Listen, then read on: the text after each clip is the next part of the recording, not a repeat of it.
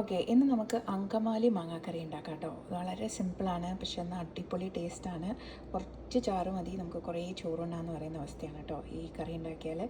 അപ്പോൾ ഇത് എങ്ങനെ നമുക്ക് തയ്യാറാക്കാൻ നോക്കാം. അപ്പോൾ ഇവിടെ ഞാനിപ്പം ഒരു വലിയ സവള നീളന അരിഞ്ഞിട്ടിട്ടുണ്ട്, പിന്നെ ഒരു കഷ്ണം ഇഞ്ചി, പിന്നെ കുറച്ച് കരിവേപ്പില, പിന്നെ 4-5 പച്ചമുളക്, പിന്നെ കുറച്ച് കല്ലുപ്പ് ഇട്ടിട്ടുണ്ട്. ഇനി ഇതിലോട്ട് നമുക്ക് കുറച്ച് വെളിച്ചെണ്ണ ഒഴിച്ച് കൈ കൊണ്ട് തന്നെ നമ്മൾ മിക്സ് ചെയ്യണം കേട്ടോ. പിന്നെ ഇതൊരു ഹാഫ് ഞാൻ എടുത്തിട്ടുള്ളൂ, ഒരു മാങ്ങ. ഇത് അധികം പുളിയുമില്ല, അധികം മധുരമില്ലാത്ത ഒരു മാങ്ങയാണ്. പിന്നെ ഇത് ചെറിയ ഉള്ളി, പിന്നെ നമ്മുടെ തേങ്ങാപ്പാൽ, ഇത് 2ാം പാലാണ്, ഇത് 1ാം പാൽ. കുറച്ച് മഞ്ഞൾപ്പൊടി, കുറച്ച് മുളക് പൊടി ഇച്ചിരി നമുക്ക് കൂടുതലെടുക്കാം. പിന്നെ ഒരു ഇച്ചിരി മല്ലിപ്പൊടിയും കൂടി ഇട്ടിട്ട് നമുക്കിതൊന്നും കൂടി നന്നായിട്ട് മിക്സ് ചെയ്യണം കൈ കൊണ്ട്.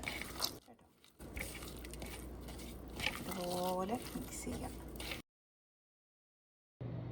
അപ്പോൾ ഇവിടെ നമ്മളിപ്പോൾ 2ാം പാൽ ഒഴിച്ചിട്ട് ഇതിലൊന്ന് വേവിച്ചെടുക്കാം.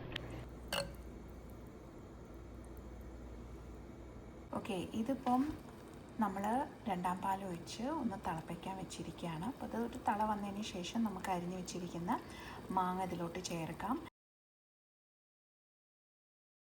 എന്നിട്ട് ഒരു 2-3 മിനിറ്റ് ഒന്ന് അടച്ച് നമ്മളത് വേവിച്ചെടുക്കാം. പെട്ടെന്ന് വെന്ത് കിട്ടും. ഒന്ന് നോക്കാം കേട്ടോ. അപ്പോൾ നന്നായിട്ട് വെന്തിട്ടുണ്ടാവും. ഇത് കറക്റ്റുള്ള തേങ്ങാപ്പാൽ ഒഴിക്കണം കേട്ടോ. ഇത് ഒഴിച്ചതിന് ശേഷം വല്ലാതെ തിളപ്പിക്കാൻ വിടരുത്. നേരത്തെ പറഞ്ഞ പോലെ ഒരു തള വന്നാൽ ഉടനെ തന്നെ അത് ഓഫ് ചെയ്യണം. കണ്ടോ, ഇത്രയേ ഉള്ളൂ. വളരെ സിമ്പിളാണ്. ഒരു 5 മിനിറ്റിൽ നമുക്ക് തയ്യാറാക്കാം ഈ കറി. നമുക്ക് താളിക്കണം. അപ്പോൾ അതിന് നമ്മൾ സ്റ്റവ് ഒന്ന് ഓൺ ചെയ്തു, പാത്രം വെച്ചു. എന്നിട്ട് നമ്മൾ കുറച്ച് വെളിച്ചെണ്ണയും കൂടി ഒഴിച്ചിട്ട് ഇതിലോട്ട് നമ്മൾ ഇനി ചെറിയ ഉള്ളി, ഉണക്കമുളക്, കരിവേപ്പിലയും ചേർത്ത് നന്നായിട്ടൊന്ന് മുപ്പിച്ചെടുത്ത് അതിൽ കറിയിലോട്ട് ഒഴിക്കണം. അപ്പോൾ എണ്ണ നന്നായിട്ട് ചൂടായി. അതിനുശേഷം നമുക്ക് അരിഞ്ഞ് വെച്ചിരിക്കുന്ന ചെറിയ ഉള്ളി ചേർക്കാം. നമ്മളൊന്ന് നന്നായിട്ട് മുപ്പിച്ചെടുക്കണം കേട്ടോ ഈ ഉള്ളി. ഇതിലോട്ട് നമ്മൾ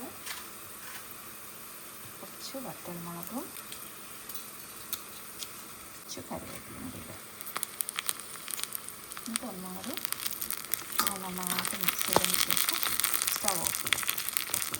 അപ്പോൾ അങ്ങനെ നമ്മുടെ സിമ്പിൾ ആൻഡ് ടേസ്റ്റി അങ്കമാലി മാങ്ങാക്കറി റെഡിയായി.